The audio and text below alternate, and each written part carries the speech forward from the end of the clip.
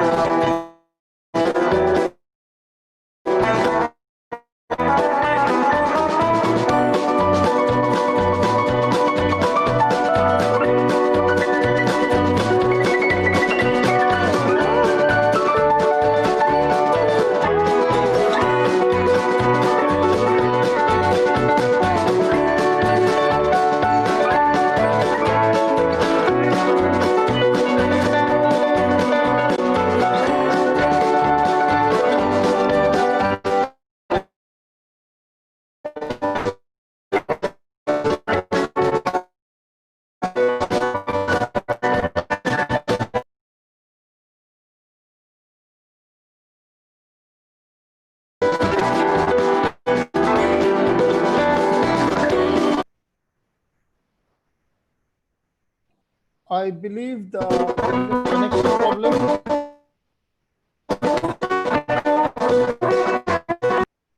There is a connection problem. The video is not coming fine. The host may discontinue.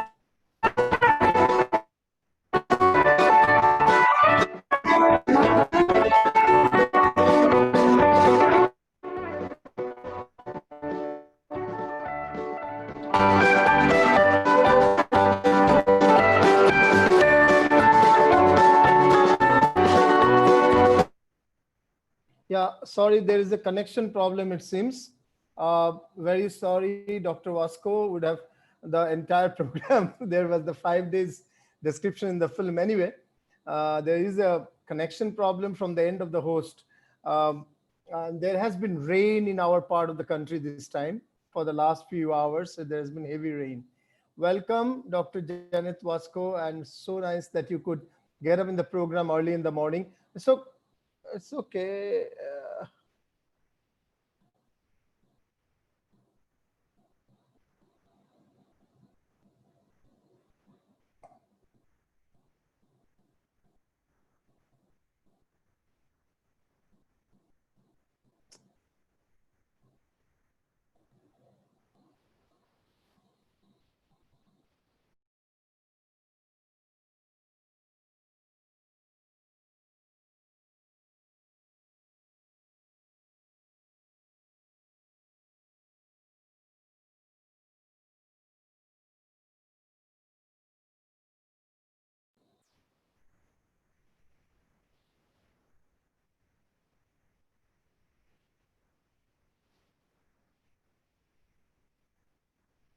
Let's get going. Uh, Without spending any time, let me quickly introduce the chairperson of today's session, Dr. Ruchikher Jaggi. I have been immensely lucky to be a colleague also of hers once upon a time. So nice to have her, who has been, in two premier universities of the country, Amity, and today she's Dean of Symbiosis, heading the Media and Communication Division, the school. So she'll be chairing the session, and everyone already knows very well about Madam Vasco, but I think it's good if Dr. Ruchi introduces her and the topic. And we'll have a bit of India touch to the topic from Dr. Pradeep Malik later on. And Pradeep Malik, sir, is also a four-ranking media guru of India. He is heading the media education in Pandit Dindayal Petroleum University, PDPU, Gandhinagar. Indeed, it's a pleasure and an honor for us from Adamas University. I, as the Vice Chancellor, once again express my gratitude towards IAMCR, central body, and the India Ambassador, Dr. Umashankar Pandey, for teaming up with us and including the three media organizations who are covering it, the Anandabajar Group, ABP. Yesterday's talk was already covered, and they will be covering today's talk as well. IndiaReal.in, which is live telecasting at this point of time, this session. Video streaming across Facebook Live and YouTube Live. Adamas University's Facebook Live and YouTube Live is also video streaming, and the Policy Times, which is also video streaming. Good to see many professors and researchers from all over India, and a few from abroad have already joined in. We'll be expecting many more as the evening proceeds. So with this little introduction, and it's good to see world's, or rather global leaders in communication research, they, along with the media gurus of India, coming together on one platform and creating this beautiful experience, a very motivating experience. And we hope that this will continue through collective efforts of us who have come together on this platform. Over to Dr. Ruchi Kher Jaggi, Dean of Symbiosis International University, to chair the session. Thank you so much, Professor Chaudhary. Thank you so much, Dr. Pandey, for making me a part of this fascinating program that you have both put up together. Thank you so much to International Association of Media and Communication Research. I've had the pleasure of listening to Professor Vasco for the last few years in some IAMCR conferences. And I do not know if this opportunity could have got created actually in a physical conference. So I would like to look at the advantage of this opportunity that got created, where Dr. Umashankar Pandey and both Professor Ujjwal Chaudhary, both of them have been extremely instrumental in creating this. But I'm honored and delighted to be hosting Professor Vasco directly in this session. We have always looked up to her through these so many stellar years of leadership that she demonstrated as the president of IAMCR. And there's been so much to learn from her in so many ways. You know, I will always remember her for being that one person who, as the president of IAMCR, had no time to breathe. But any young scholar who would reach out to her and try to kind of have a brief conversation with her was always encouraged to do so.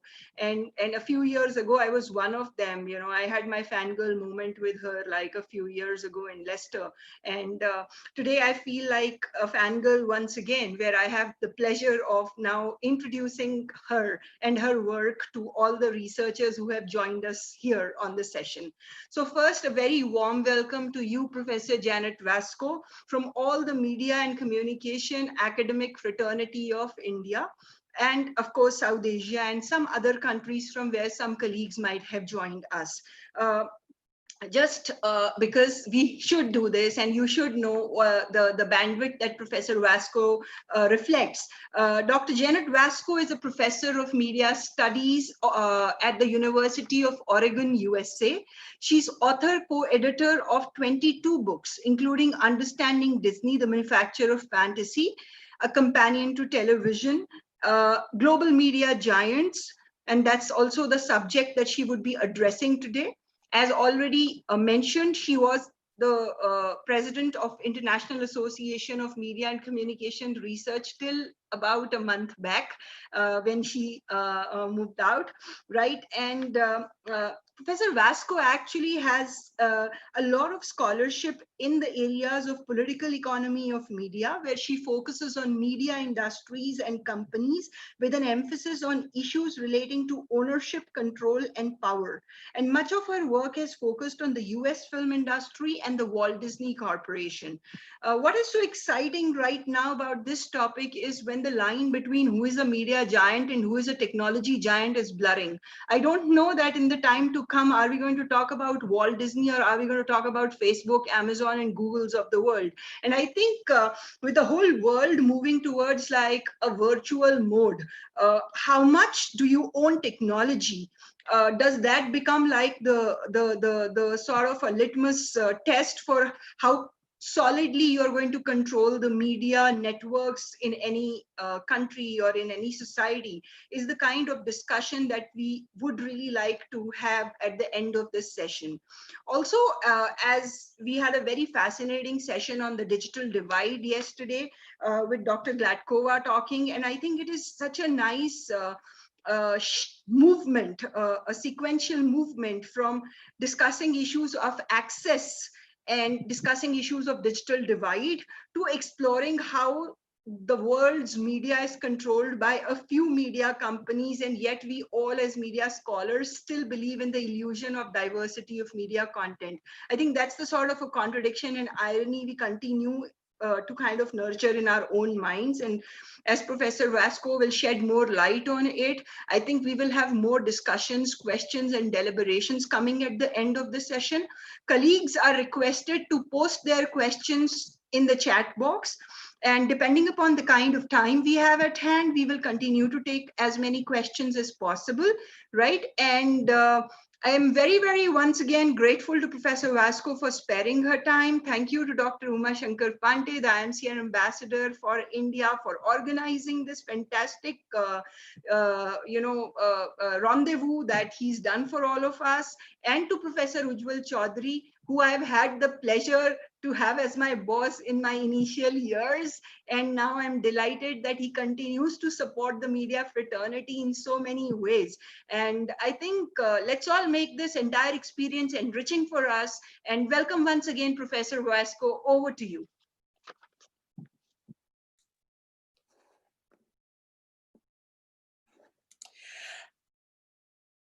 Hello, everyone. I hope you can hear me. Okay, yeah. Yes, I'm extremely happy to be here.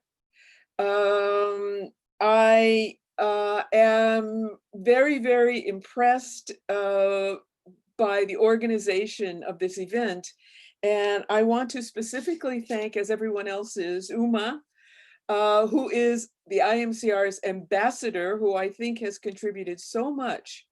I think I participated in another one of his seminars virtually a few years ago.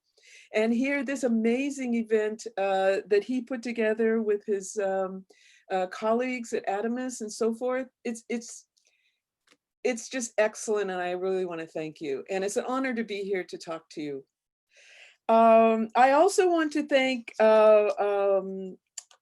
actually someone else who is you're going to hear tomorrow, Graham Murdoch, for his nurturing of the ambassador program for IAMCR. And I think he's really built it when he was vice president. And Uma is a really excellent example of the kind of activities that the ambassadors are doing. I'm very pleased also to be speaking at this event because I have very, very wonderful memories of meeting, the IAMCR meeting at the University of Hyderabad and working with Usha Raman, who was on the program yesterday. So it's great to be with you, even though I am in Eugene, Oregon, and you are across the world. And it's morning here and it's evening there. I think now I need to go to my screen, if we can manage that, to introduce my topic. Okay, is that Okay, good, good, good. Okay, I thank you, Ruchi, also for that fantastic introduction, and just to say that yes, I do want to be talking about Disney today. Sorry to those who have heard me talk about it before, but it's going to be the example I use and often use in terms of doing the kind of work that I'm going to be talking about, which is doing corporate research, research related to media corporations and global media corporations. So I want to start out with an overview of what I'm going to be trying to cover. This will be a brief discussion, first of all, with the issue of different kinds of methods to teach, to study, to research media corporations, any corporations, but we're especially interested in media corporations. And I want to do an overview of the kind of methods there are, looking more closely at one in particular, document analysis, and talk a little bit about that. And then I promise that after that, when we talk about Disney, it might get a little more lively or interesting or colorful.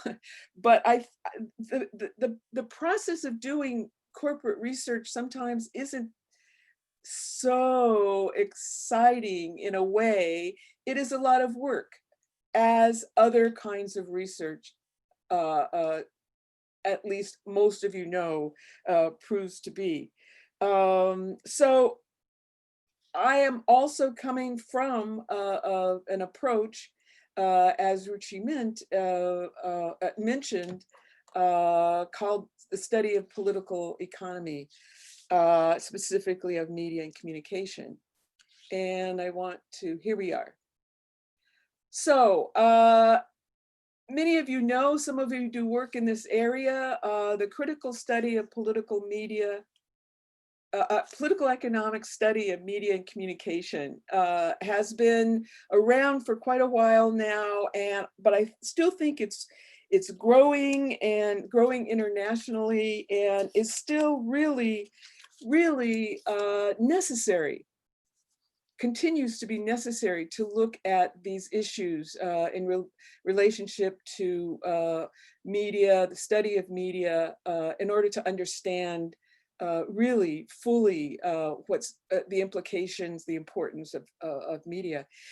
And for those of you who have studied this approach, or maybe even use it, but maybe also have somewhat some familiarity with it, one common definition that's has been offered is from Vincent Mosco, and he defined this approach as the study of social relations, particularly power relations that mutually constitute production, distribution, and consumption of resources, specifically communication. I would add media resources.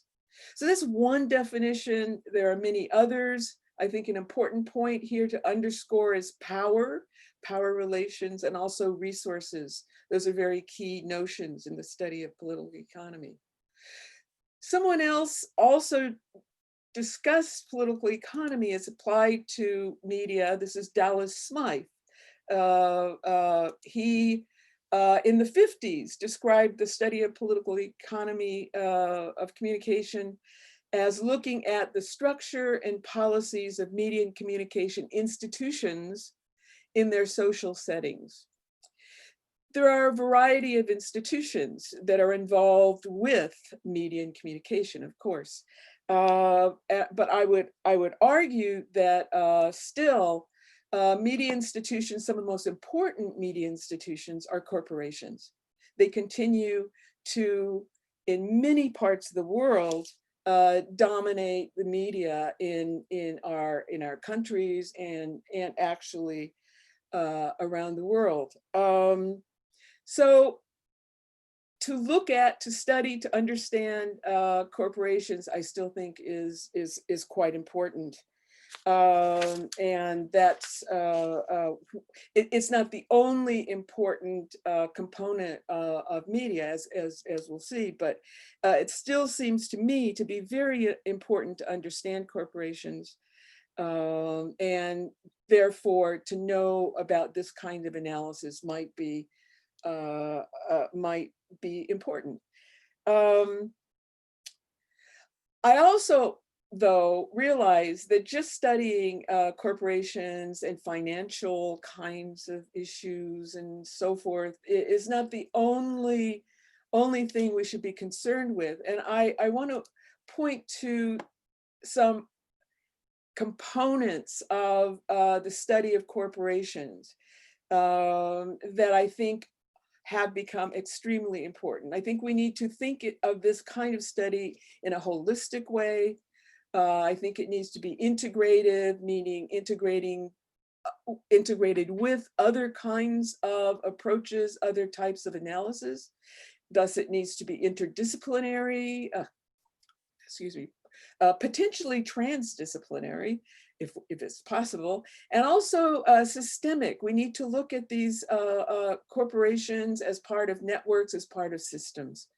So it's broader than just looking at corporate organization, that sometimes people get the impression that people who study political economy are only interested in that.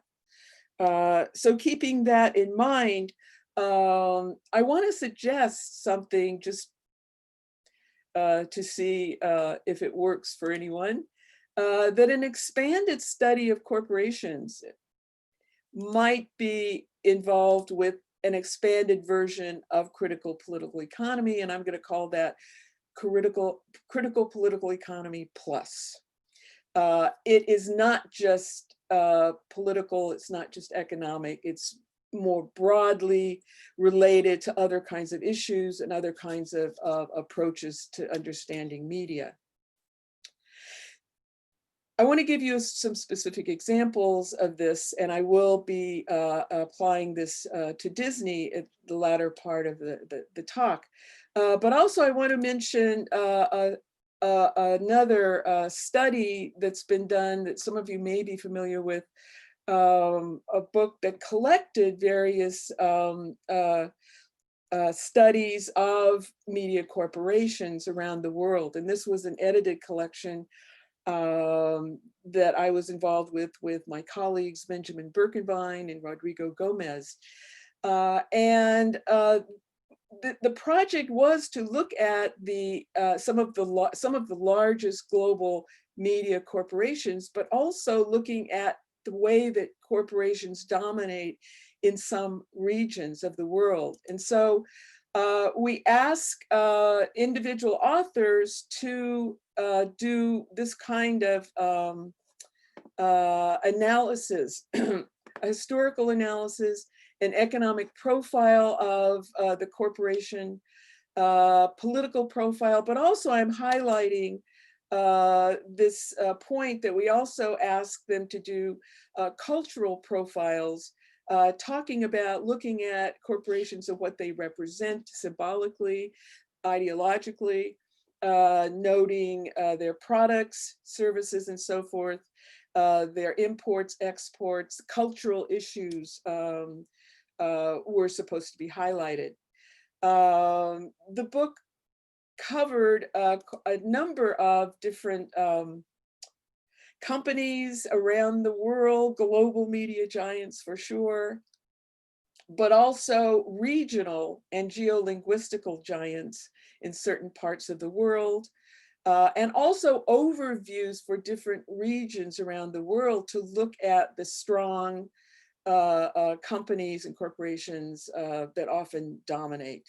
And again, we did include some of those tech companies, which Rushi mentioned, and continue to actually, we're continuing with this kind of analysis in a book series that is focusing on individual corporations, and we're continuing to work with researchers to publish those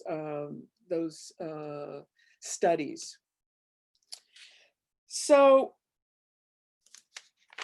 I want to get into some more details about different kinds of methodological approaches used to study not just political economy of media, but used to specifically study corporations.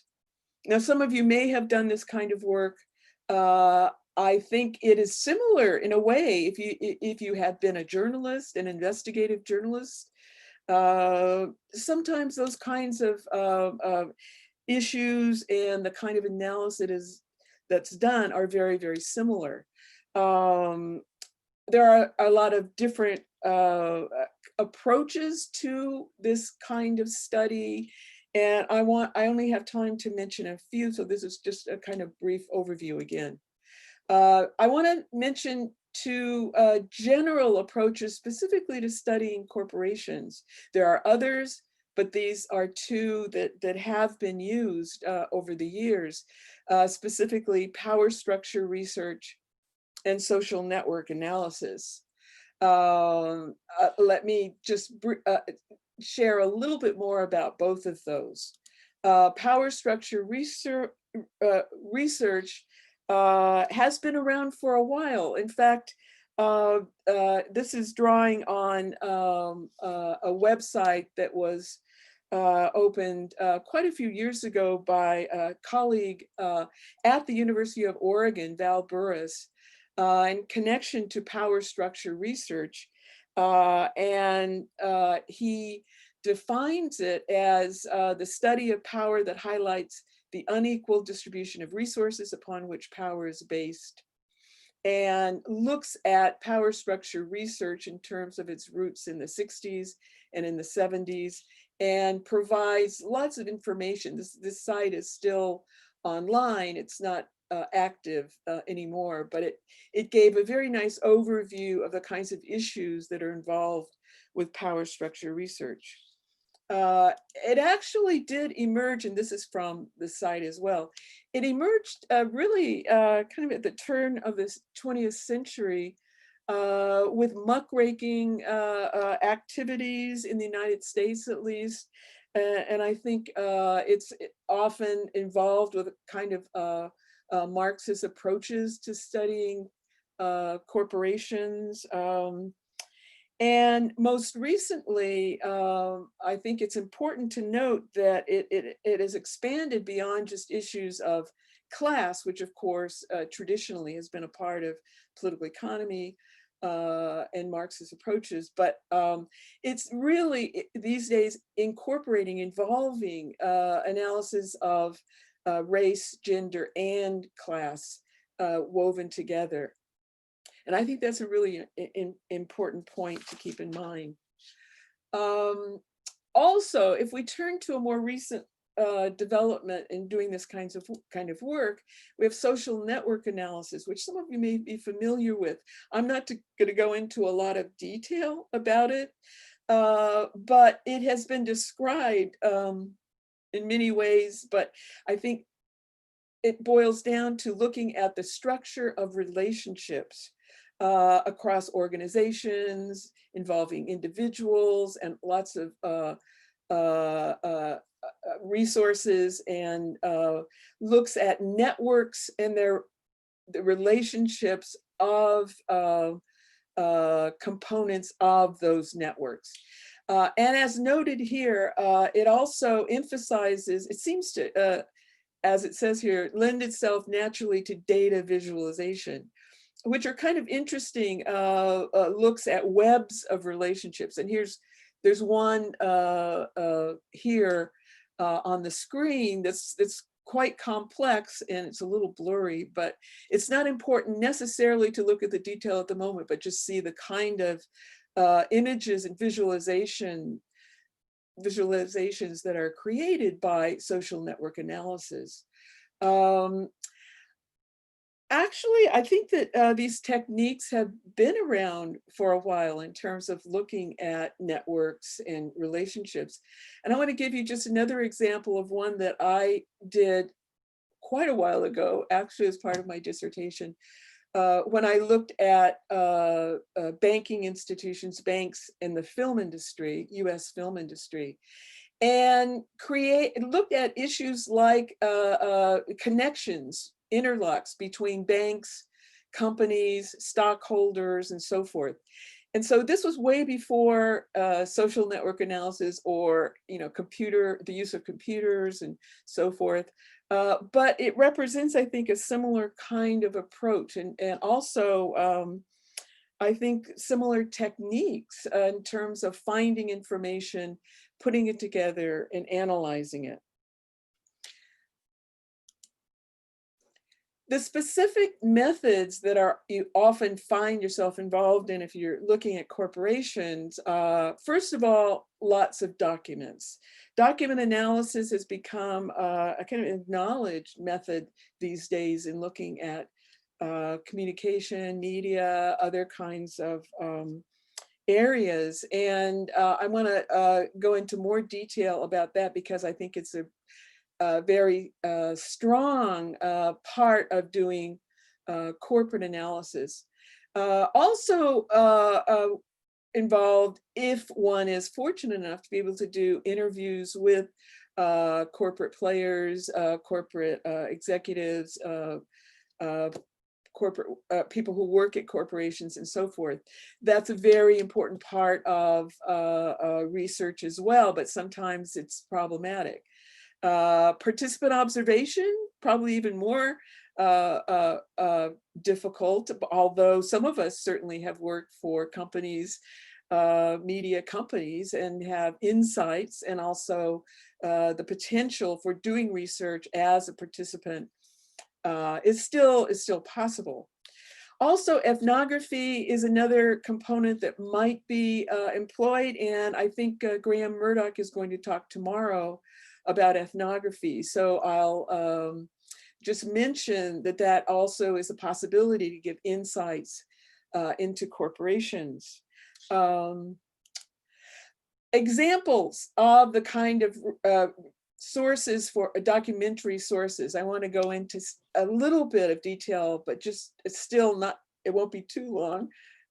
In terms of looking at the wide variety of documents that we find ourselves looking at in order, well, when we do research generally, but also specifically when we're looking at corporations. And they're everything from manuscripts and material that can be found in archives, government reports, which I'm going to talk about a bit here, other kinds of records and publications from corporation and so forth. But there are a wide range of documents involved in document analysis. But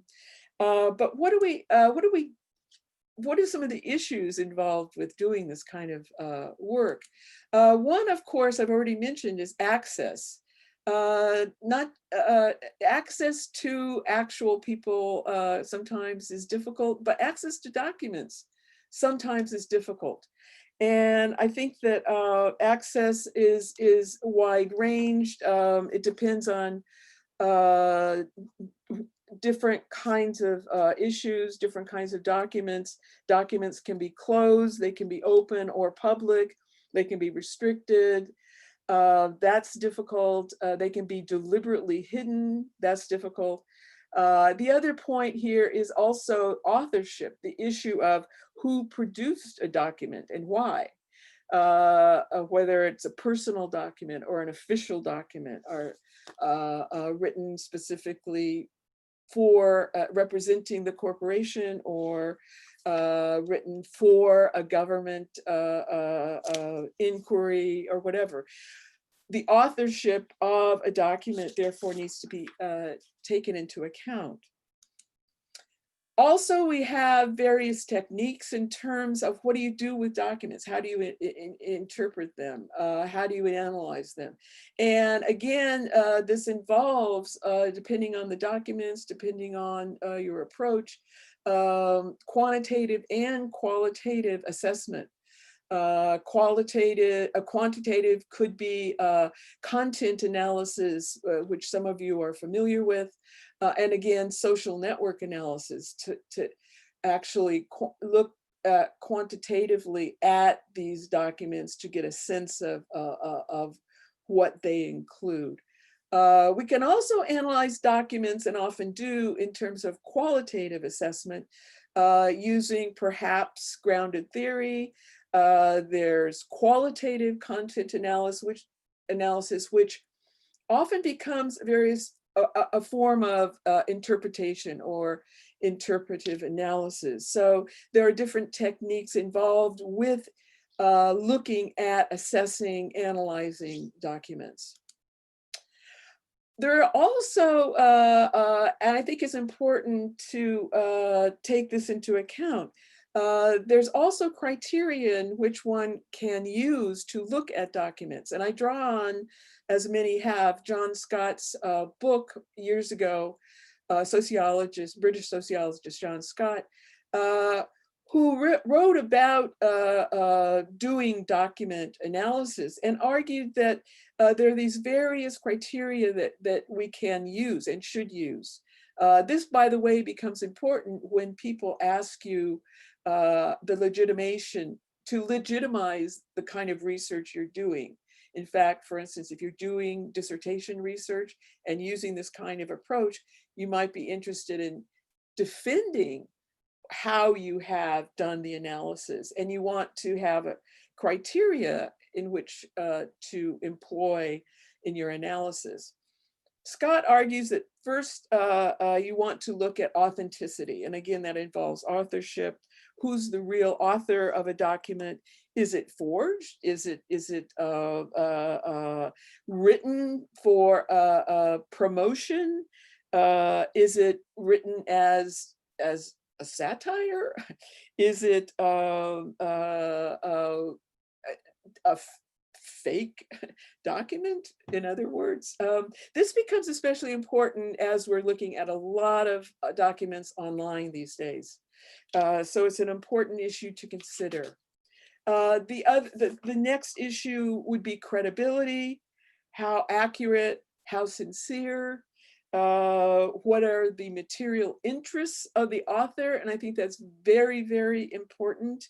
Their motivations, the motivation of the document itself, and what interest there might be, the credibility. Who is the person or persons who are creating these documents? Then representativeness, how representative is the document? If you're just looking at one document, is it telling the whole story or even a lot of the story? We have to take into account that not everything is recorded. There are things that go on that aren't documented. Not all documents survive. And so we have to be aware of how representative a document is. And of course, we want to look at the meaning and understand the meaning of documents. And this involves taking into account the context in which they're produced and all of the other points that we've mentioned, and also using either those quantitative or qualitative approaches to understand or interpret or read the document to try to get its meaning. Investigating corporations in terms of not just document analysis, but other kinds of analysis, we're interested in a lot more than just how much a company has made. So just a very quick list of the kinds of things that one might be interested in terms of doing this kind of analysis. What a company owns, who owns them, what a company owns is very fundamental. Financial status, finances are still important in terms of how large a company is, how well they're doing, what their status is, their assets, how much debt they have, and so forth, tax payments and so forth. This gets into issues that you might think, well, I'm not an accountant, I can't understand all that. We need to understand kind of basic financial information. We do really need to look at stock ownership if there is stock related to a company, which there usually is. We need to look at boards of directors and who they represent, how they interlock with other companies. We need to look at their relationship, corporations' relationships with banks, not only in terms of loans, but other kinds of connections. Lawsuits, legal relationships that a company may have are of interest. Political contributions, that's especially important, for instance, in the United States. Of course, workers, labor, trade union relationships are vitally important. And of course, if we want to look at competition or the lack of competition, relations with other companies. These are all of interest and sometimes lead us to other issues, but also help us, I think, in terms of understanding a corporation and how it arrives at what it produces, how it produces, and what kinds of effects that has. Specifically, the kinds of documents we find in the US, and my apologies for a lot of the examples here being kind of focused on the US. There are different government organizations in different countries. Obviously, there are different policies and so forth. But there often are attempts at by governments for corporate disclosure and revealing information about corporations. In the US, for instance, the Securities and Exchange Commission is an institution that collects information about corporations, specifically to protect investors. But also that information is useful for us as researchers. The kinds of documents collected become very important sources for our analysis. There's a wide range of documents produced by corporations themselves. And I'm going to use, oops, hold on. I'm going to try to show you briefly the kind of information that's available by corporations, from corporations these days online. Once upon a time, it was difficult sometimes to locate this kind of information. But now, for instance, Disney on their website has a whole section. I presume this can be seen, I hope, on investor relations. And they include, I'm just going to scroll down, lots of news about the company, news about investor relations. And here, what I wanted to point out especially are reports, various kinds of reports, annual reports submitted to the government, other kinds of earning reports, additional information. And here are those Securities and Exchange Commission filings. I won't go into any more details, but on the Disney site, for instance, there are the annual reports and also proxy statements, which are sent to stockholders every year, and provide information to stockholders, which gives us a lot of interesting information about who are the stockholders and other developments in the company. And those are available, for instance, on the Disney site at this location. Okay, the other area of interest that I mentioned is in terms of political relationships. And one of the things that is especially of interest is corporations' relationships with the government. And one source for this in the US again, but it is relevant for global companies that sometimes are based in the US. There are sources specifically like this organization called Open Secrets. They give information about corporations' relationships with political figures, with the government, political contributions and donations, and lobbying efforts and the kinds of money that is dedicated by corporations to influence the government, lobbying activities. So that kind of information sometimes is very difficult to find. One of the sources that at least in the US is this open secrets. Okay, I want to turn to a case, and the case of Disney, because I think that to give you an example of the kinds of issues we've been talking about, what's involved with corporate research, but also the kind of information, the kinds of information that you find can lead you to an analysis that can expand beyond just finances, beyond just who owns a company.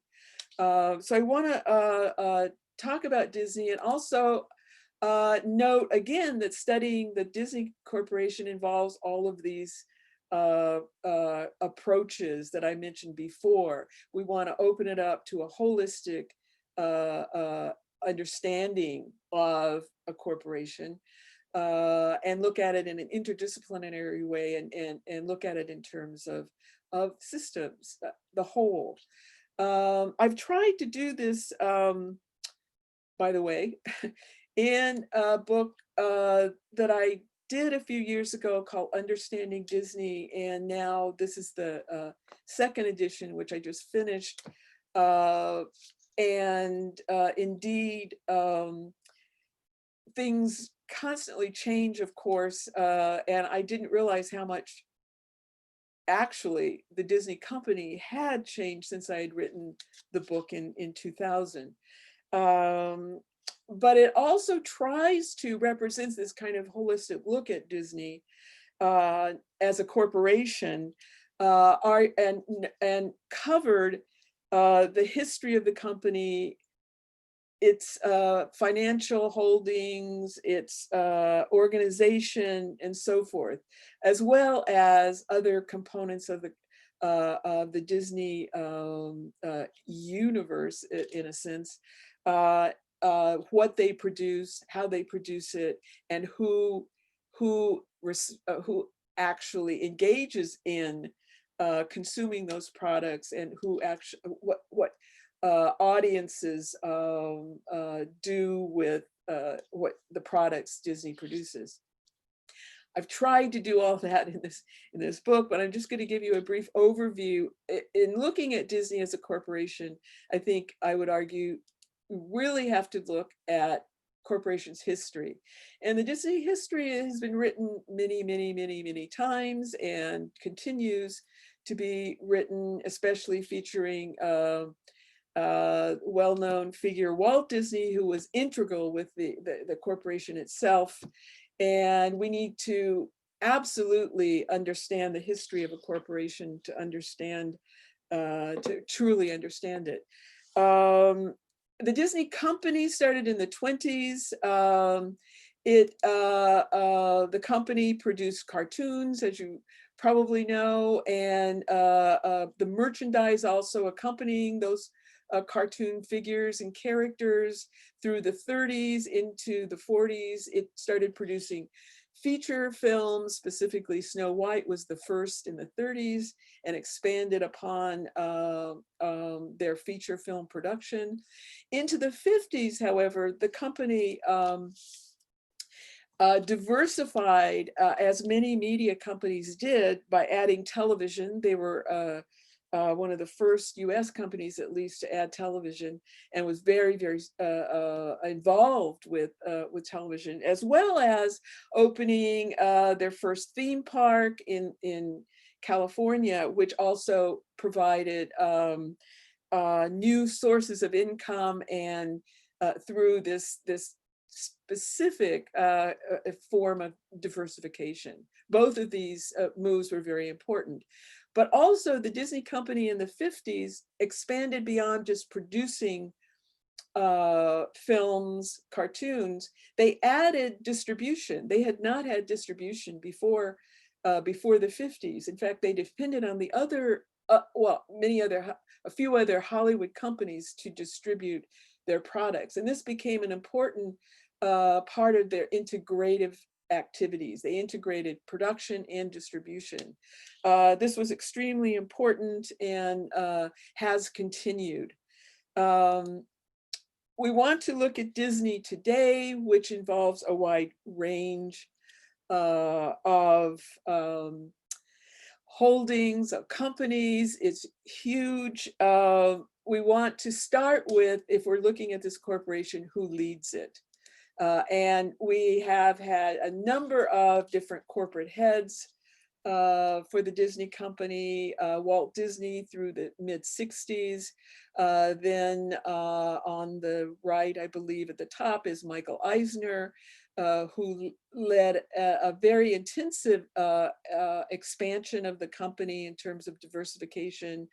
And the company really did become a major Hollywood company. And more recently, into the 2000s, at the bottom, Robert Iger, Bob Iger, has led the company since 2005. These are important. These are important people. These are important figures. But we need to look beyond just them as leaders. We need to look also at how. Sorry, I'm going backwards. We need to look at them and how not only how important they are, but how much they are compensated for their role in the company. Just as an example, and on the right, Bob Iger, who was again Chief Executive Officer from 2005, has had an enormous compensation package, which has drawn a lot of attention. Most recently in 2018, because of all the expansion he led the company through, he had a total package of, this is his salary plus a lot of other bonuses and so forth, of over $65 million per year each. And this has gone down recently because the 65 million attracted a lot of attention, but also the salaries, the money that CEOs are making these days is getting more attention because it's so out of pace with what individual workers at companies actually make. This continues with the new CEO, Bob Chapek, who took over in February. And his salary is much lower, but also he is going to be receiving bonuses and incentives, and we'll see how much he makes at the end of this year and into the future. Beyond management, we have boards of directors. They have a key role in guiding the corporation. this is a sample board of directors from Disney. It's not the latest one, but it highlights how these directors, these board directors, are connected to other companies specifically. And this is called interlocking directorates. And you can see that potentially the kind of connections may indeed be useful to the company, especially the connections to companies like Facebook, but also other companies that the Disney company works with. Boards of directors are very important. They don't always represent stock ownership, however. There are also often huge blocks of stock owned by individuals. And in the past, the Disney company, the Disney family controlled the corporation. But in the 80s, at the top, there were new players who moved into the company and bought a huge huge block of stock, and led the expansion of Disney in the 80s and the 90s. The Bass brothers, Roy Disney was involved, and so forth. I won't go into the details. more recently, at the bottom here, we have Steve Jobs, who you may recognize. And he bought a huge block of stock, or became involved with Disney through the connection with Pixar, and became the largest stockholder. They are a very important group of people that need to be studied, understood, what their role is. They don't often appear publicly in terms of making announcements, statements about the company. They are involved, very interested, obviously, in the company. They're the ones that benefit greatly from the company's success. There is that financial information. And I think I won't bore you with lots of details, but just basically to note the mission of the Disney company. As other corporations, Disney's objective is to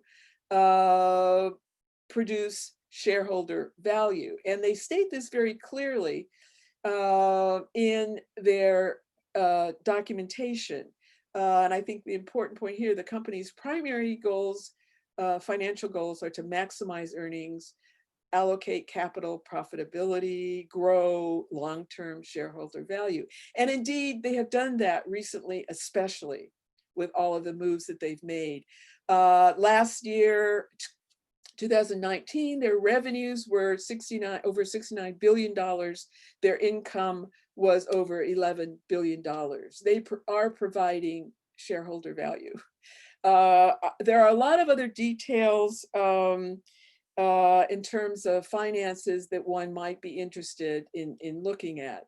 At the moment, though, we'll move to the structure of the organization, which becomes very important for the Disney company. That involves these different divisions: media networks, parks, and experiences, studio entertainment, consumer products, and so forth. The structure changes quite actually more often than one might like if we're doing research. And each corporation organizes its activities in various ways, different divisions or subsidiaries and so forth. But the structure of the organization is fundamental to understand. For the Disney company, just to give you an idea of how large they are, how diversified, very briefly, and this can go on a long time, but very briefly, they own various media networks, cable networks, broadcasting networks. They own parks, resorts around the world, as you probably know. They produce a lot of entertainment under various labels these days, since they have purchased Pixar, Lucas, Marvel, and now 20th Century Fox's properties. They produce a wide range of entertainment and media products. Also, they continue to produce huge numbers of products, consumer products, and involved in interactive media.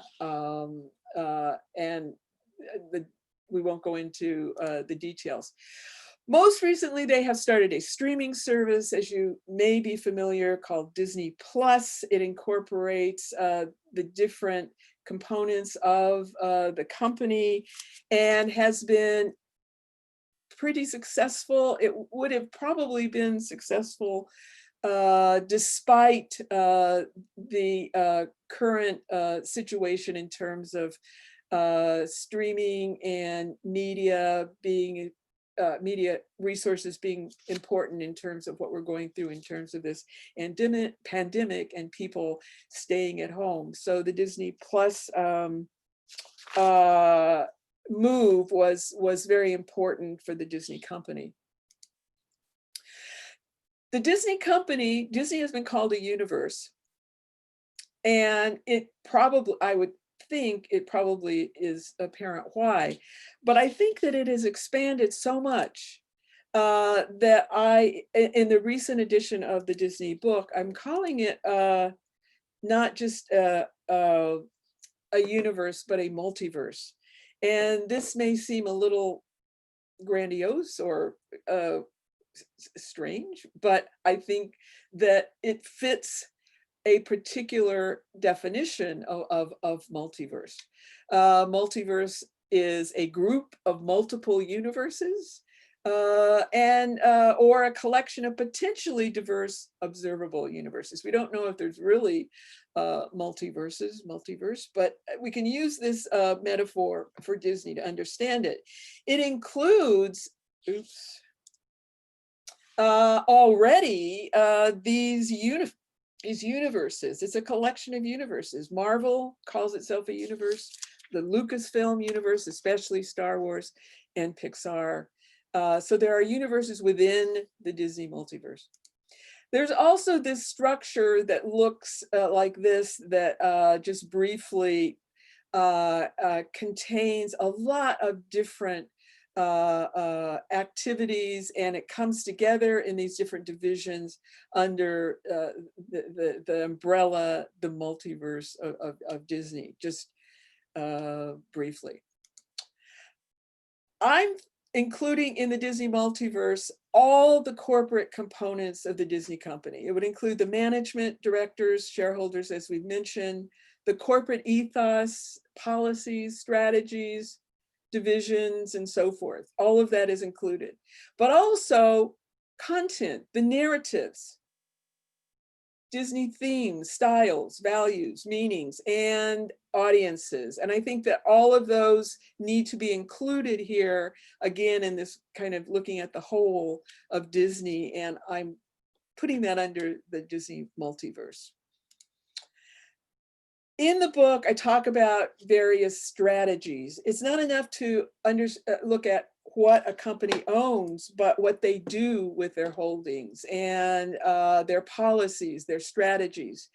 For Disney, synergy is very important, and working together, synergy is a key policy and strategy where different parts of the whole are connected, and Disney does this amazingly. They have expanded their brand recently by various ways, purchasing different companies, adding new brands.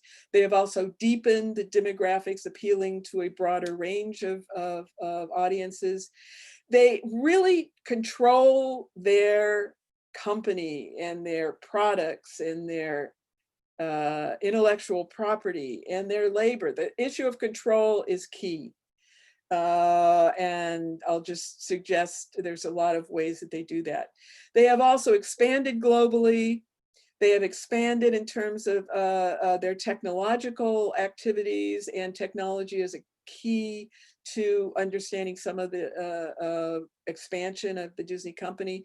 They market the company, they promote it in numerous ways and using various strategies. And also they are very, very attentive these days to pointing out how they are socially responsible, as many corporations do through corporate social responsibility. All those strategies are detailed and come from the kind of corporate analysis that I've been talking about.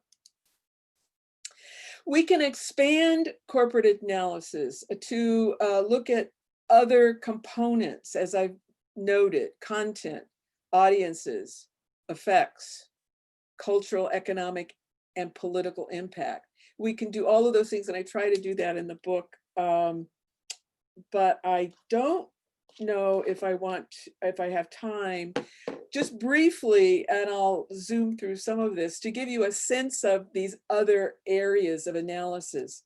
One is, of course, the content and looking at what Disney produces, reading the Disney multiverse. And Walt Disney didn't think there was any meaning to what he did except entertainment, and he often said that he would let the professors tell us what they mean. He just wanted to make the pictures. However, there is meaning, obviously, in what Disney produces, and they know it. They state this in so many ways. They claim that their themes and characters are universal, relevant to everyone, and so forth, and accessible and to everyone. Some people would challenge those claims. Some people also would say that Disney's doing a much better job of that these days. In fact, there is, we can look at an old Disney and a new Disney. Some people argue that there's much better, for instance, representation of gender and diversity in Disney products these days. And it's receiving a lot of attention. Obviously, there have been these very interesting examples of the different kinds of treatments of specifically minorities. However, there's also been some kind of a bit of resistance to that with, for instance, this image where there are those that don't see that some of the representations are all that are totally positive, or that there are still issues involved. There are also those that point to the continued commodification of those images. We may have stronger, more empowered Disney heroines, but they still are associated, the Disney princesses especially, with lots and lots and lots of products. Disney audiences can also be analyzed, and in the book, everything from fanatics to resistors have been noted. There are people who adore Disney. There are people who despise Disney. And I think it's really interesting to see the wide range of responses to something called Disney. And there are more and more researchers analyzing that. But I think also we can extend that and expand our analysis of corporations to obviously include audiences as consumers, obviously. Disney also, of course, has had an impact. It has had an impact on Hollywood. It is dominating, has dominated the box office, or was dominating the box office when box offices were open, in a very real way, and it's very significant. However, I want to point to why it's important to understand Disney and the financial aspects, and it's because of this image that maybe we're familiar with, this wealth pyramid. It's income inequality. Some people are making an enormous amount of money from this kind of activity that Disney does, and also continue to produce products, commodities, reinforce commodity culture. And I think Disney plays a key role in that. And that certainly is a part of a political economic analysis, but I think I must mention it to say why all of this is important. Also, I want to just briefly note that the Disney company has recently been increasingly promoting their greening activities. Again, it takes a particular Disney feel to it, approach to it. But also there are those that are a few pointing to problems of arguing that Disney is truly not contributing to problems with the climate, with the environment. And there's I think some very interesting work being done here from a political economic analysis, and I'm currently trying to work on Disney and its role in these kinds of activities. It also might be noted, just as I conclude, that the Disney company isn't inevitable. It won't go on forever, possibly. In fact, it may be experiencing very difficult times these days, as are many corporations, as are many global corporations. Is Disney fading despite their recent success and growth? we have to watch that to see. And especially as we know, the challenge of recent global developments has really been a challenge for Disney as well as other global media corporations.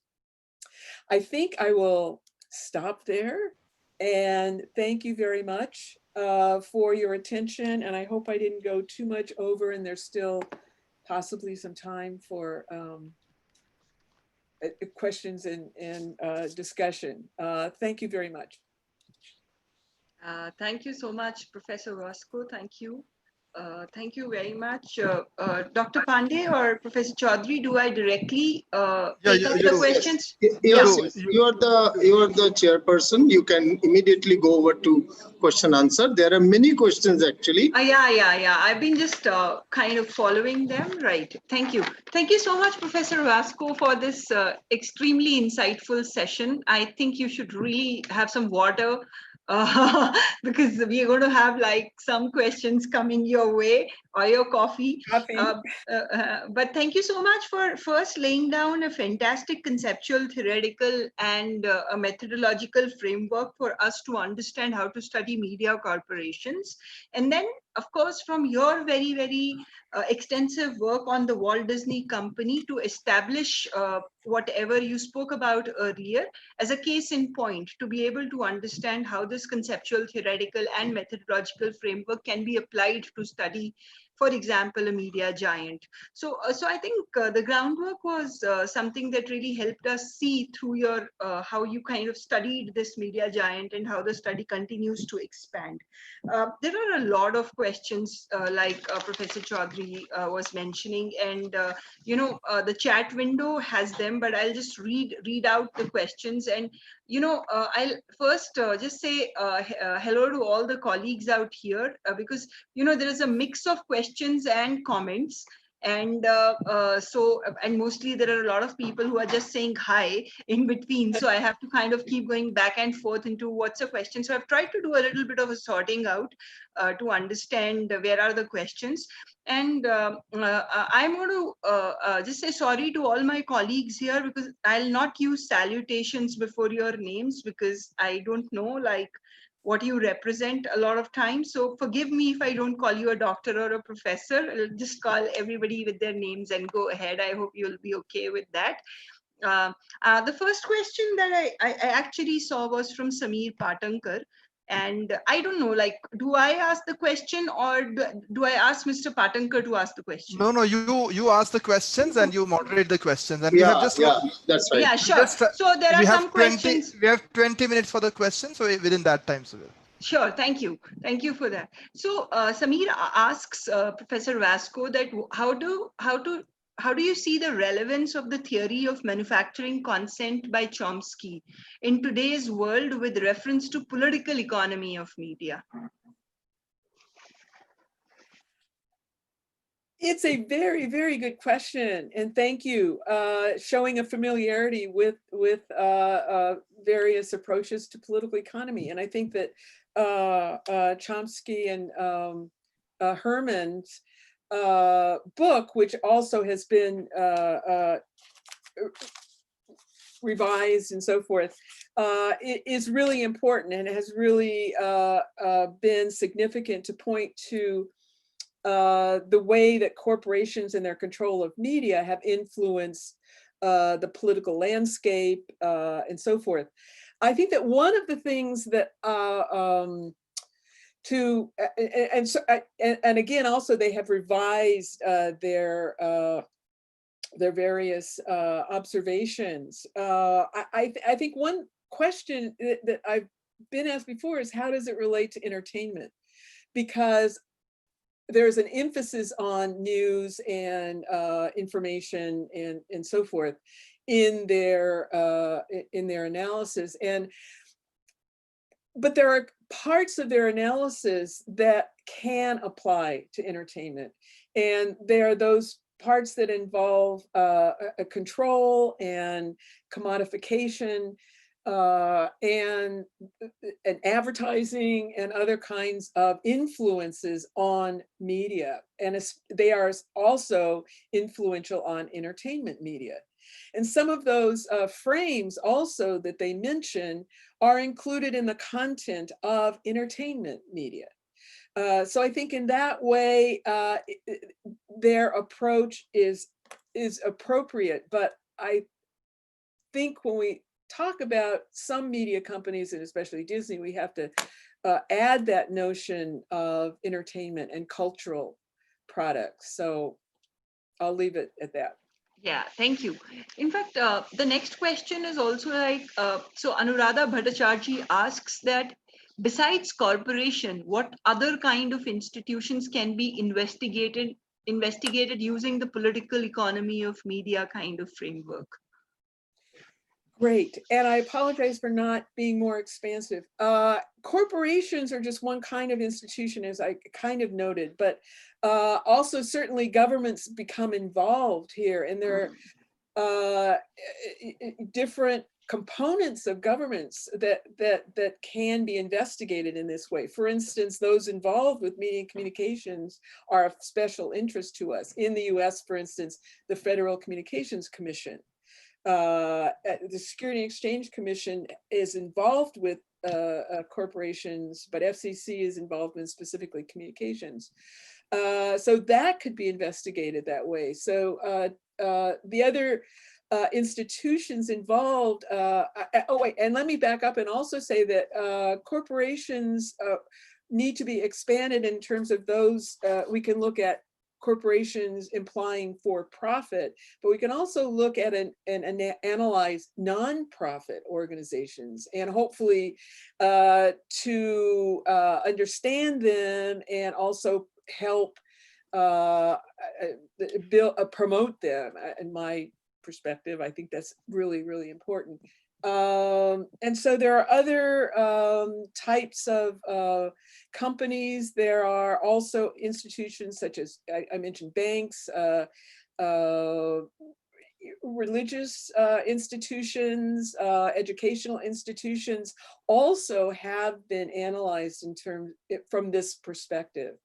I focus on corporations here because I just think they're still so powerful in terms of the array of media that we have these days.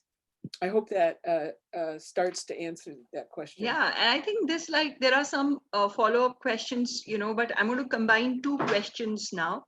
One question is by Professor Ujjwal Chaudhary, who says that state surveillance is rising because of the hegemony of certain business and media elites being established in several democratic countries. And how do you even look at the prospects of unaligned democratic and small media initiatives ahead? And then there is a question tied up with it by Shahid Rasool, who says that corporations are highly secretive about their transactions and processes, especially in this part of the world. He's referring to South Asia in particular. And how does one break this tough wall to get authentic information without falling in any trap?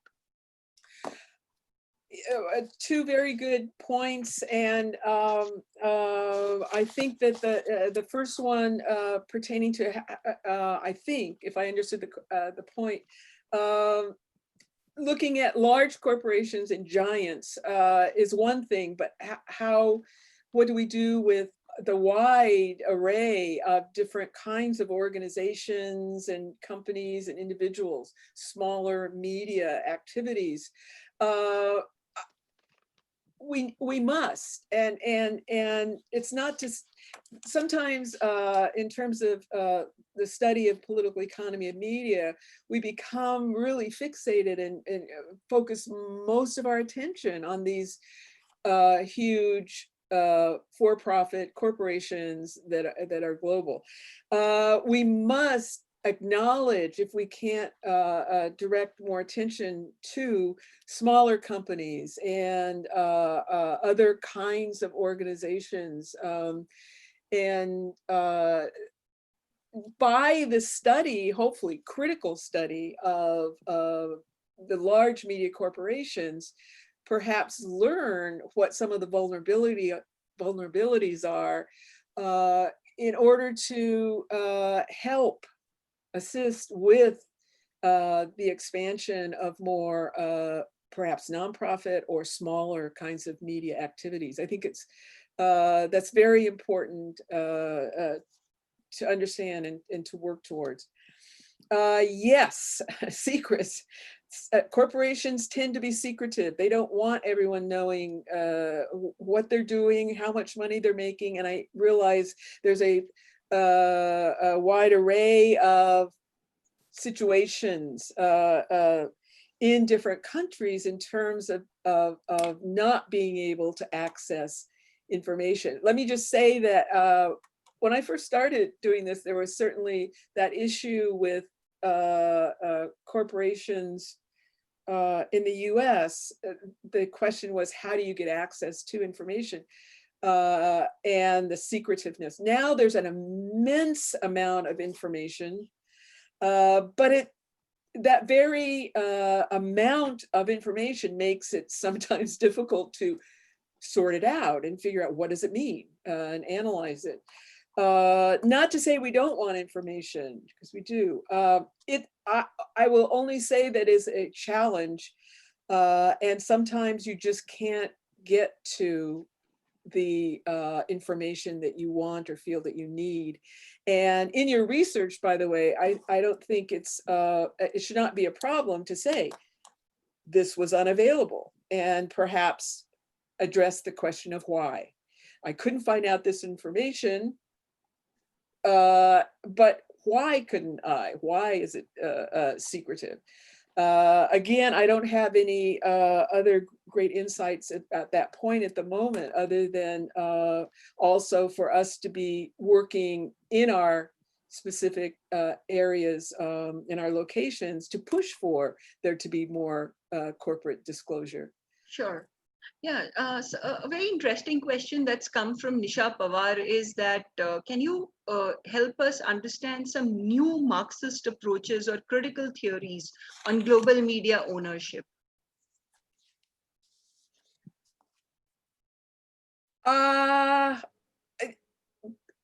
In 2 minutes? No, I mean,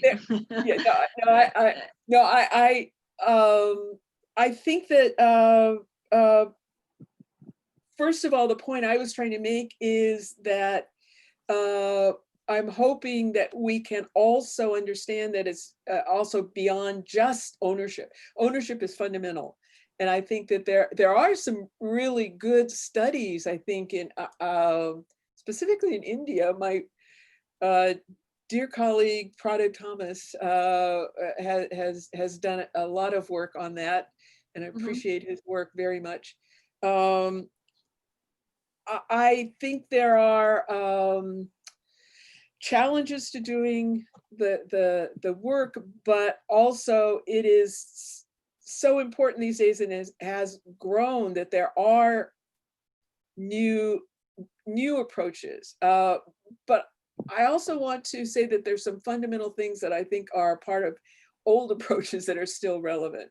I think some of the newer developments relate to what I was trying to get to, is expanding to why political economic analysis is important to understand content, representation, sure.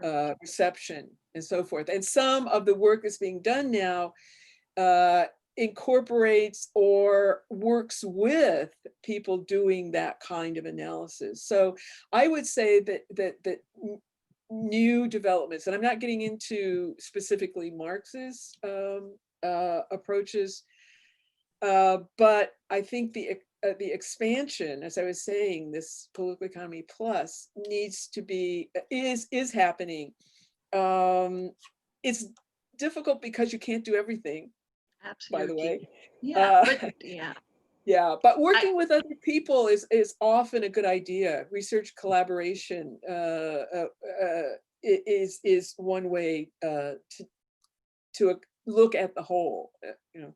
Sure, sure. Actually, the next question by SR Sanjeev is especially about the 4 tech giants who are recently being questioned in the US Congress. And he actually wants to ask if, the socio-political context that has got created by the pandemic and the politics in terms of corporate transparency. I mean, he specifically wants to ask how serious is the concern for big technology giants to work with governments in surveilling the society, particularly during this pandemic, and your views on that. Yes. Thank you for adding that point, which brings us to, I mean, just last week, these tech giants heads were being questioned by Congress. And one of the issues was, certainly transparency is an important point, but one of the issues was also surveillance. One of the points I wanted to make before, though, was the potential for resources for this kind of study can come from those kinds of government investigations and hearings. However, looking at those hearings as an example, I think I noted or read that those hearings that investigation produced over 1 million pages of documents. So how does one make sense of all of that? That I think that's one of the ways that you can be transparent, but be elusive and protective. As far as working with the government in terms of surveillance, I mean, the whole discussion was quite interesting, but I don't think we should think of this only at the moment. It's been the case in the past, of course, that these corporations and some media communication corporations have been intimately involved with the government in terms of surveillance activities, producing the technologies. The Disney company during World War II, Walt Disney and his relationship with the FBI, which I won't go into, but it's been there. So this is not, lots of things are new about the situation we're in now, of course, but I think some of these things aren't, have been continuing.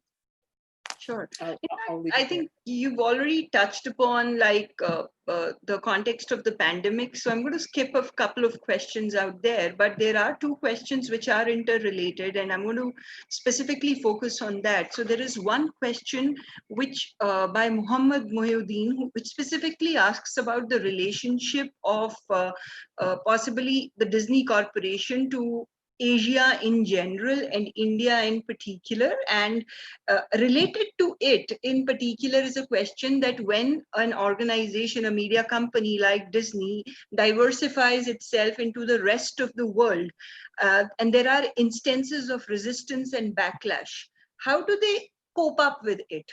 So I'm just tying up the 2 questions, and that question is by Sapna Nayak.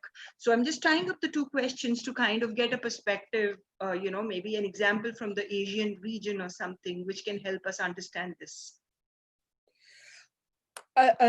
Yes, another good question. And I think that there are examples that many of you may be aware of in terms of the kinds of activities that go on by the Disney Corporation in India.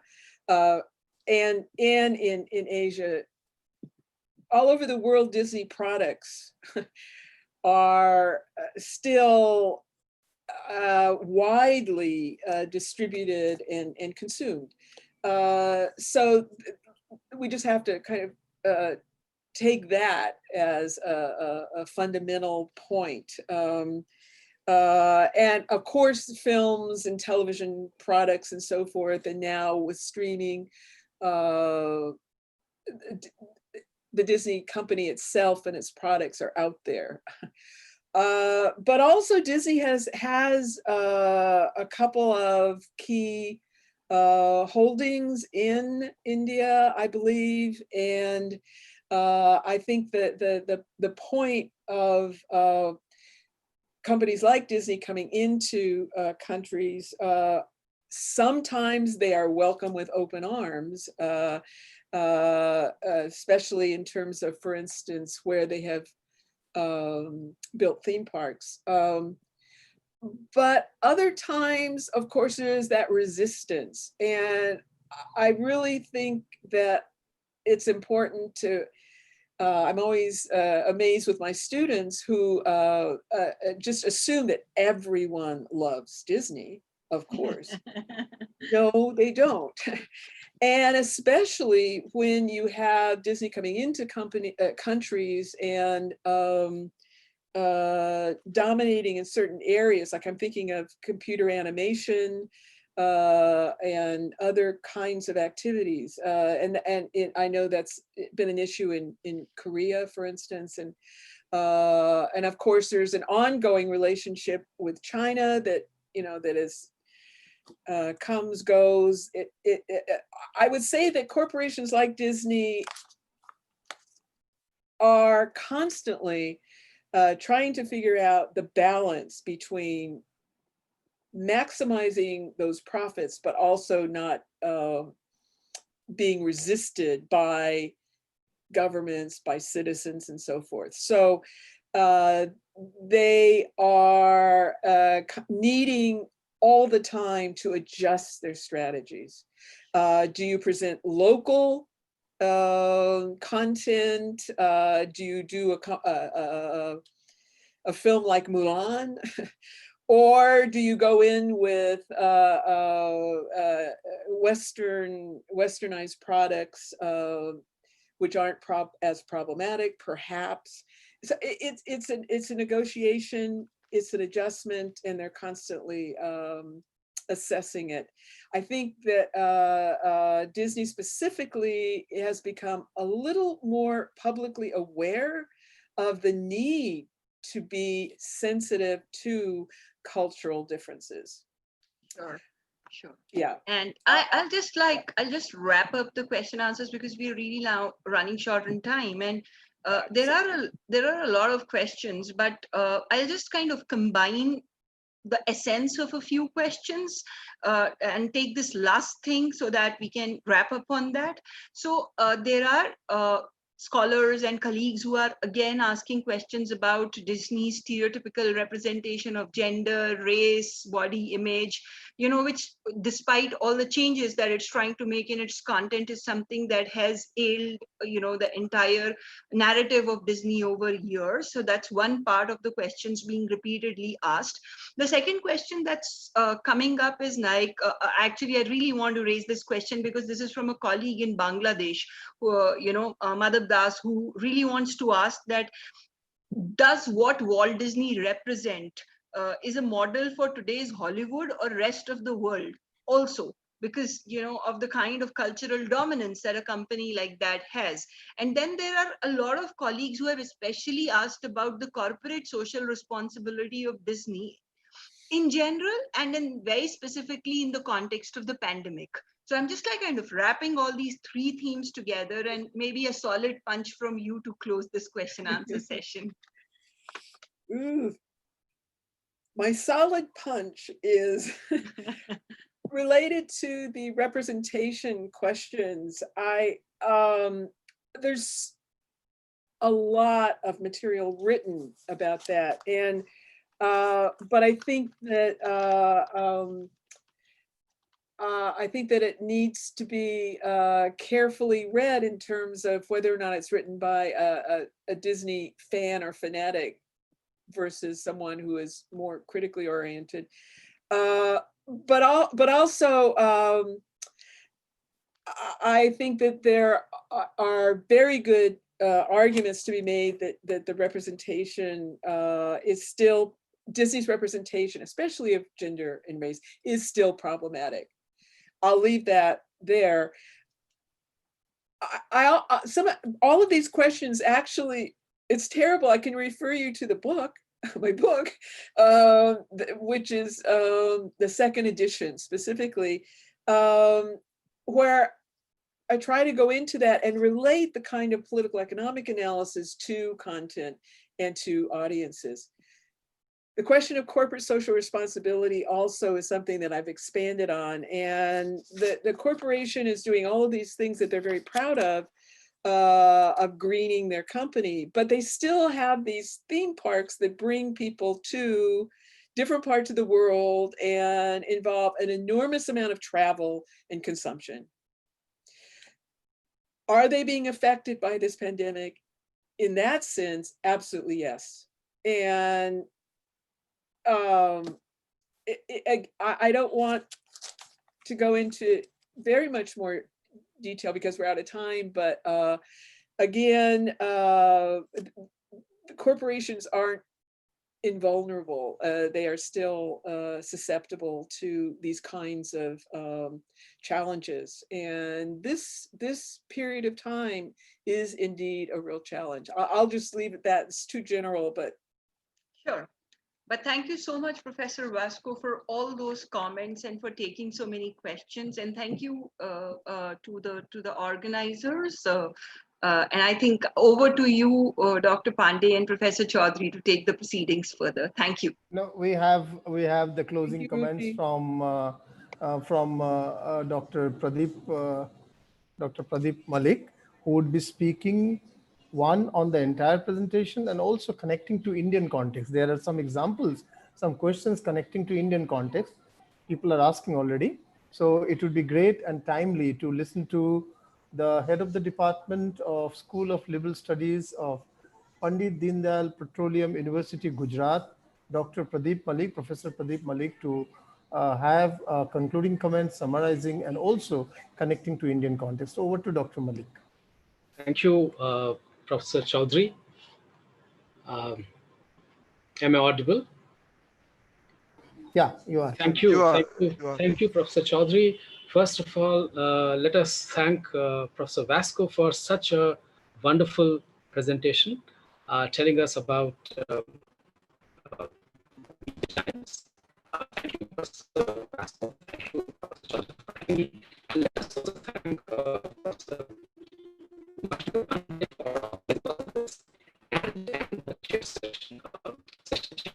Dr. Ruchi Jaggi for conducting it in such a nice way.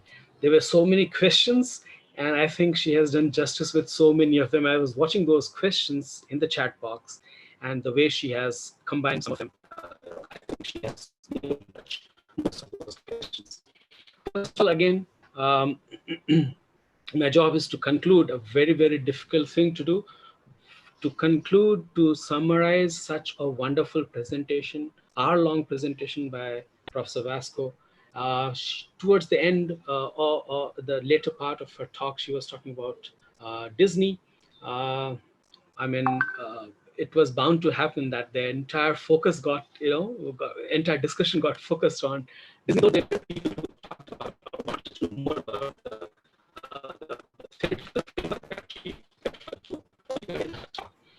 So thank you, Professor Vasco, for introducing us to this metaphor called Disney, which is a reality.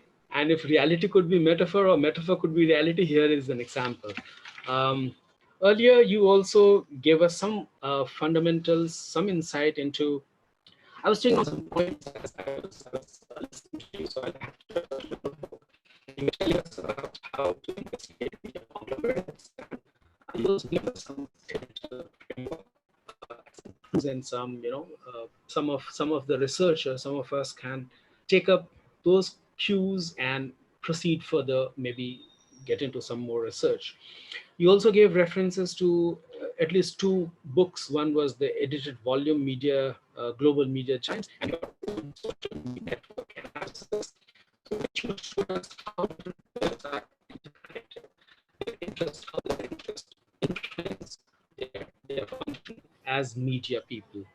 And when you were giving us the example of this social network analysis, and you talked about how they were connected, immediately my attention was drawn to the Indian reality, which, as Professor Chaudhary said, that I'm supposed to be referring to. Indian reality is not very difficult to unravel. Actually, it is much too obvious. In the US, you said you had to, you had to hunt for some of the documents, where to get them, and get the authentic documents. Given the importance of privacy, that society, American society, puts on, it's very understandable. In India also, we have certain rules on privacy and all, but it's so very obvious in India that one doesn't really have to struggle much to get the Indian reality, to get to the root of the Indian reality.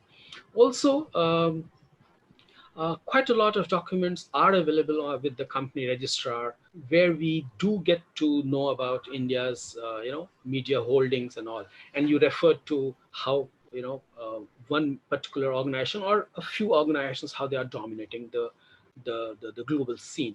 So coming to India, I mean, though we all know India, we are largely an over-legislated country in many ways. But media laws, in our country, especially those related to ownership and concentration of ownership, is very, very fragmented. And so what has happened is that a very small number of media owners, they have taken a stranglehold on the media scene in India. India, as we all know, is one of the biggest media markets in the world, but simply because it is biggest media market, and there is a presence of a large number of media outlets, that does not necessarily translate into a pluralistic media landscape. We have more than 100,000 registered publications, some 600 odd FM stations, nearly 900 satellite channels. Of these 900, some 400 are in the news and current affairs domain, and none of us has the count of the media websites that are into news and current affairs.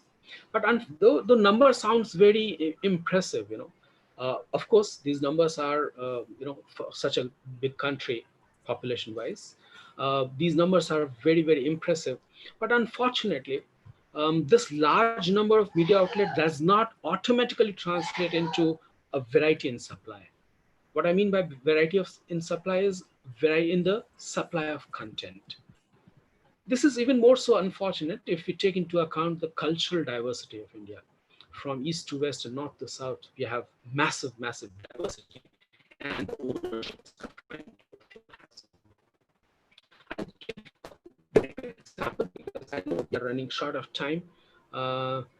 Take the example of just the 4 or 5 leading Hindi dailies in the country, and I'm referring to more 4 or 5, as I said, the Dainik Jagran, Hindustan, Amar Ujala, Dainik Bhaskar.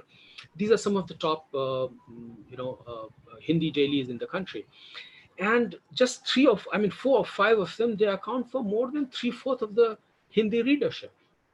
Go to the regional languages, just 2 or 3, look into Telugu language or Tamil market. Just a couple of them, they account for 2 of them. In Telugu market, just 2 newspapers. They account for more than half the market.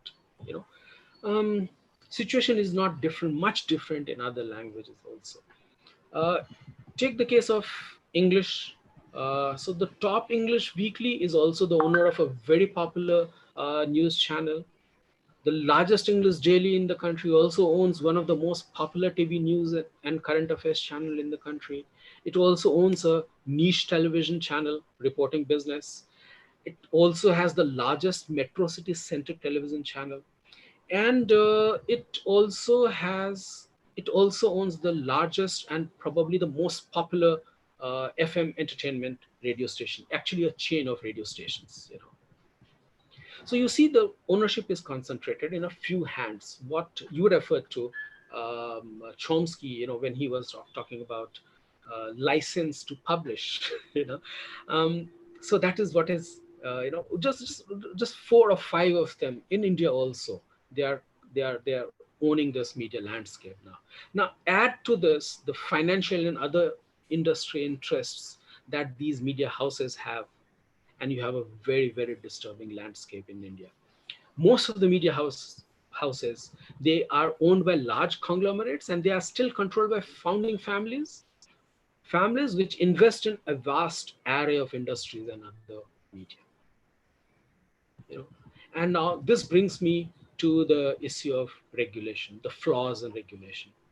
This concentration of media ownership is obviously because of the result of lots of huge gaps in the regulatory framework to safeguard this media pluralism and prevent this concentration. No limit has been placed on the limit of ownership, either in print or any medium, you know, and no limit has been placed either on in the sense of ownership, either individually or in combination. What I mean by combination is actually the cross media concentration. Now add another deadly input to this, and that is the political affiliation of these media owners. And when you add this, we are in a real mess. You look carefully into the ownership pattern and you see some of the leading outlets are controlled by individuals with political ties at the national level as well as the regional level. In fact, if you go delve deeper into the regional level, the more deep you go, the more obvious it becomes. There are quite a few, be it the southern media scape, the northern India scape, or even the eastern India, media scape. This is how things are. My job, as I was given, was to summarize what you have talked about, Professor Vasco. And I said it's very difficult to summarize the entire thing in such a short, few minutes. But thank you very much. These are some of the ideas that were coming to my mind as I was listening to you. The Indian. I didn't name any particular organization, but overall, if you see, this is how the ownership is, and this is how concentration is becoming, the ownership is becoming more and more concentrated by the day. And in fact, somebody has said that a particular industrial house very soon will own nearly 80% of one particular industrial house will very soon own the nearly 80% of the media in the country. The day is not very far because he is very moving in that direction very fast. Thank you very much. I think in the few minutes that I had, 4 or 5 minutes, I have tried to sum up what you have said, and I have also tried to bring to people's attention the Indian reality. Thank you very much, Thanks Professor for the Chaudhary and Professor. thanks for the India connection. Thanks for the India connection. Thank you. Very well said in Indian context. Thank you, Dr. Malik, for the India connection. Over to Dr. Umashankar Pandey for our hero of this program. It's without whom Very much. we would not have had such scholar like Janet Vasco ma'am to be here with us today. Thank you for Uma once again. Over to you to bring this session to an end and also talk about tomorrow's program. What are we going to do at what time? Thanks a lot, Professor Chaudhary. I'm personally indebted to Professor Janet Vasco for all this. I mean, I was there in 2012 in Durban when she was elected the president for the first time, and the last 8 years have been such a wonderful time for me personally. I was there at Leicester also when she was elected for the second time. So and she's always backed us. She's always encouraged us, and what a master class it was. I'll just take this opportunity to just summarize a few points again for the benefit of our viewers right now, and also for the YouTube audience. So the crux of Professor Janet Vasco's presentation today was why critical political economy plus analysis is important to understand content. And then she spoke of a framework which is holistic, which is integrative, which is interdisciplinary, and which is systemic. She spoke of 4 different methods of how to go about it, starting off with document analysis, interviews, participant observation, and ethnography as well. The document analysis could be anything from manuscripts to letters and diaries to records to web pages to minutes to returns, and a lot of the things. And 2 very important issues related to document analysis she spoke of was the issue of access and the issue of authorship. And there's a lot to do when and there were questions on access as well. A lot of questions there. The criterion she spoke for the document analysis was from John Scott's A Matter of Record, and 4 elements again there. of authenticity, of credibility, of representativeness, and of meaning. Investigating corporations, she spoke about the properties of the corporations, the financial status, the board of directors, the bank relationships, the lawsuits, the political contributions, a very, very important element, the labor relationships, and the relationships with other companies as well. She also spoke about the governmental corporate documents and the documents produced by corporations as well, especially the Open Secrets website. And then the case study was such a phenomenal insight into Disney, starting off from the 30s and 40s to how in the 50s it diversified to television, and then to the theme parks, and then in how it added film distribution. She introduced us to the corporate heads there, and how in the 80s it expanded again in a different way. The 2019 income is a staggering $11 billion, and about 69 billion in revenue. So the structure of Disney she introduced was about the media networks they have, the parks, the studio entertainment, the consumer products, and the interactive media, and of late the streaming services, the Disney Plus, which includes the Pixar, the Marvel, the Star Wars, and National Geographic. The concept of Disney universe to multiverse, of multiple universes, again is such a wonderful concept, for us to have insights in the Indian context. So things about the and three universes she spoke of was the Marvel universe, the Lucas universe, and the Pixar universe. Most importantly, looking at the audiences also is a very important strategy that she spoke of. The Disney strategy of synergy, of expanding the brand, of deepening the demographics, of control, of globalization, of using technology, of marketing the mouse, as she said, and finally using corporate social responsibility to for their image management. The representation of gender and diversity, has been, has had a sea change in the last few years. Among the audiences, again, she provided us, such a fantastic insight, from fanatics to fans to consumers to cynics to resistors and to antagonists. So it's not just about the content itself, but about the audience as well. And finally, she touched upon the income inequality and the going green or the greenwashing and the issues related to that. I can't thank you enough, Professor Vasco, for this, and I'm sure a lot of our Indian scholars and researchers will remain indebted to you for this, and I'm sure we'll have a lot more quality issues coming up following this, and we have planned other activities as well. So I'll keep pestering you to wake up this early in the morning, maybe when possible, for another webinar series whenever you can. Thanks again to Professor Ruchi Kher Jaggi. Her support has always been there, and in every way, she's been such a big support, and without, people like Ruchi and Pradeep ji, such a, they're such wonderful people, apart from being such accomplished academics, that, we managed to do this. Professor Ujjwal Chaudhary is the pillar behind the show, and I remain indebted to him for a number of things. So this webinar series wouldn't have been possible in this form without his active support. 24/7. We discuss at 2 o'clock in the night and again 6 o'clock in the morning. So thanks again, Professor Vasco, Professor Ruchi Kher Jaggi, Professor Pradeep Malik, Professor Ujjwal Chaudhary. We have Professor Graham Murdoch tomorrow at 3 p.m. India time. The link remains the same as the one on the first day. Only for today, we had a different link because of the time difference. And from tomorrow, we'll have the same link. So we'll assemble at 2:45, all of us. And we are having a fascinating discussion on virtual ethnography by Professor Murdoch, one of the global stalwarts in the real sense of the term. Thanks again, everybody. USP, I would like to add that people are asking for the presentation.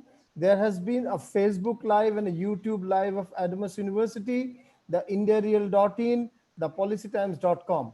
Any of these platforms, if you go, the entire presentation is there. Plus, this whole presentation yesterday and today are being covered by different media, Anandabajar Group, abpeducation.com, and also the indiareal.in. So we will be putting these links in all the social media groups and WhatsApp groups from where you have already known about this program.